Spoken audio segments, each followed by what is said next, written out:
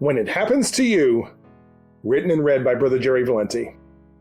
Jesus meets a man who has been blind for his entire life and tells his disciples that this will be an opportunity for God to show forth his power. He then spits on the ground, scoops up the resulting mud or clay, and places it on the man's eyes. He tells the man to go to the pool of Siloam and wash his face. When he does so, he's able to see.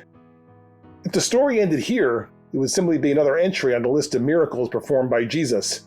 However, drama ensues. Some neighbors, unwilling to believe in a miracle, try to say that this isn't the same man who was blind. Perhaps it's just somebody who looks like him. The former blind man assures his neighbors that he is the same man, but that this man named Jesus used clay to heal his eyes. When the Pharisees get word of what has happened, they're incensed because Jesus made this clay and healed the man's eyes on the Sabbath day. They're convinced that Jesus, as a sinner in their eyes, could not possibly perform such a miracle. So they badger the healed man, telling him that Jesus is a sinner and couldn't have done this. They try to get him to alter his story and give the credit elsewhere. Finally, the man responds, "Whether he be a sinner or no, I know not. One thing I know, that whereas I was blind, now I see." John 9:25. This man may not be a scriptural scholar. He may not be an expert on the law of Moses. However, he is the most qualified to comment on this miracle because it happened to him. He doesn't have to be able to explain the exact mechanics. He doesn't have to explain how this could have been done on the Sabbath day. All he knows is he was blind for his entire life. Jesus did this one thing, and now he is able to see. Nobody can argue with the man's statement because he is just relating what happened to him.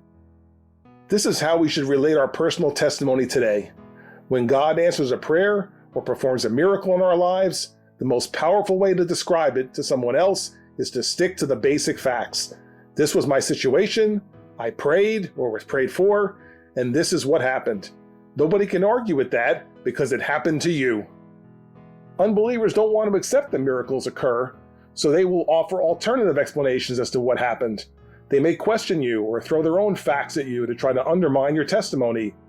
If you can respond to these arguments, that's fine, but it isn't really necessary.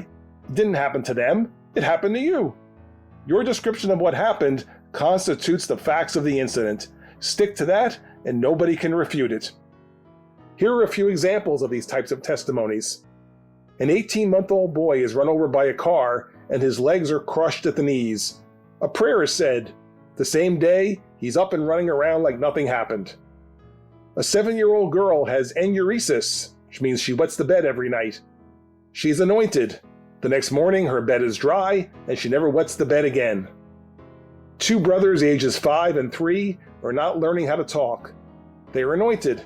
Within the next 2 weeks, both of them are speaking in full sentences, and today they speak normally. Each of the above involved me or a member of my family. As a result, I unequivocally stand by these as solid testimonies of God's power. I know that prayer was the only thing that happened in between the problem and the healing. If anybody were to question how these could have occurred, I would respond that all I know is that whereas these children were crippled, wetting the bed, or unable to speak, now they're all healthy. Praise the Lord. If you've been blessed with a miracle or an answered prayer, hang on to that. You own it forever. Even if unbelievers who may have a lot of education and may be slick talkers insist that you have it wrong, don't be swayed. Just stick to the basic facts. I had this problem, there was prayer, and now the problem is gone. You have a powerful and irrefutable testimony when it happens to you.